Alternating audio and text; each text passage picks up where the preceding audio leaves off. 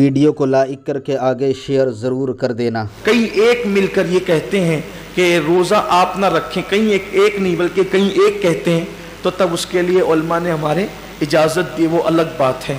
لیکن یہ چھوٹی موٹی بیماریاں کہ سر درد ہو رہا ہے، پیٹ درد ہو رہا ہے، بخار آ گیا ہے، ایکسیڈنٹ ہو گیا، پیر میں چوٹ آ گئی ہے، ہاتھ ٹوٹ گیا ہے، ان بیماریوں کے اندر روزہ کیسے چھوڑیں؟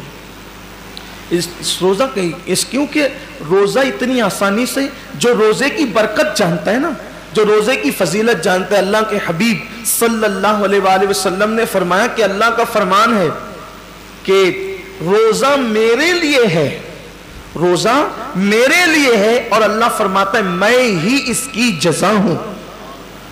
روزہ میرے، یعنی ہر عمل کی جزا جنت ہو سکتی ہے، ہر عمل کی جزا جنت ہو سکتی ہے، روزے کی جزا ذات باری تعالیٰ ہے۔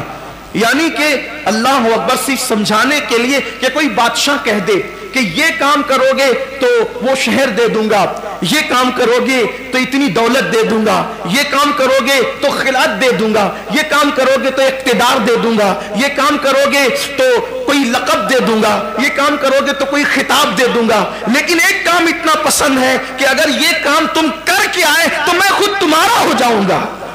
بادشاہ کہے کہ میں خود تمہارا ہو جاؤں گا۔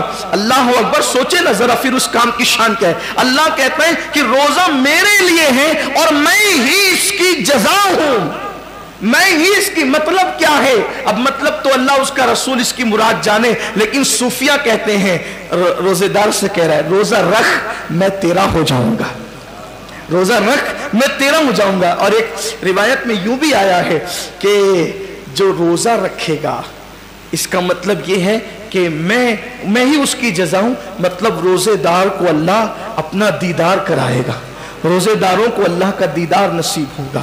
یہ تو باتیں تھی تمہید کے طور پر، لیکن یہ ساری فضیلت ان کو نصیب ہونا ہے جو روزے دار ہیں، ساری فضیلت ان کو نصیب ہونا ہے جو روزے دار ہیں۔ اب مقصد یہ ہے کہ انسان روزے دار ہونا چاہیے۔ آپ کہیں گے کہ کیا روزے دار لوگ ہیں، لیکن اب اس کی طرف دھیرے سے چلتے ہیں۔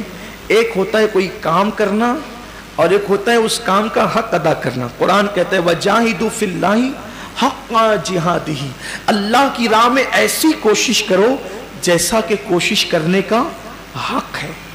اب آقا کریم رؤوف الرحیم صلی اللہ علیہ وآلہ وسلم فرماتے ہیں کچھ روزے دار ایسے ہیں جن کو بھوک اور پیاس کے سوا کچھ ملتا ہی نہیں۔ کچھ روزے دار ایسے جن کو بھوک اور پیاس کے سوا کچھ نہیں ملتا، یعنی وہ صرف بھوکے پیاسے رہتے ہیں، نہ کوئی ثواب ملتا ہے، نہ کوئی اجر ملتا ہے، نہ کوئی برکت ملتی ہے۔ کیوں؟ اس کی وجہ یہ بیان کی گئی کہ وہ روزے میں گویا کہ روزے کا حق ادا نہیں کرتے۔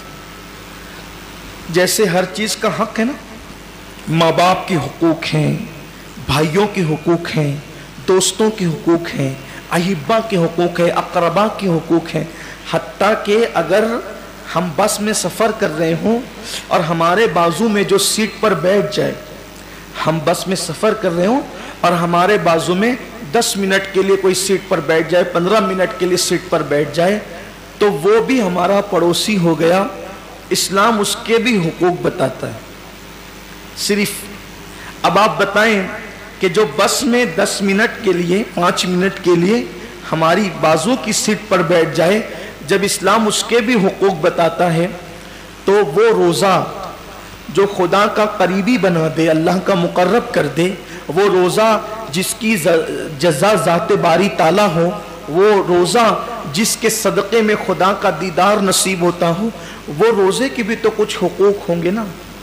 جیسے نماز کے بھی کچھ حقوق ہیں، نماز کے بھی کچھ حقوق ہیں کہ نماز جب پڑھو تو تعدیل ارکان کے ساتھ پڑھو۔ یہ تعدیل ارکان کیا ہے؟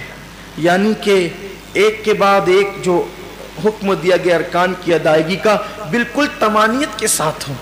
ایسا نہیں ہو کہ آپ کی ٹرین چھوٹ رہی ہو، ऐसा नहीं कि नमाज ऐसे पढ़ो कि जैसे आपकी ट्रेन छूट रही हो, या ऐसे भी मत पढ़ो कि जैसे किसी ने आपकी हाथ पैर में वजन लटका दिया हो कि उठने से ही माजूर हो गए आप।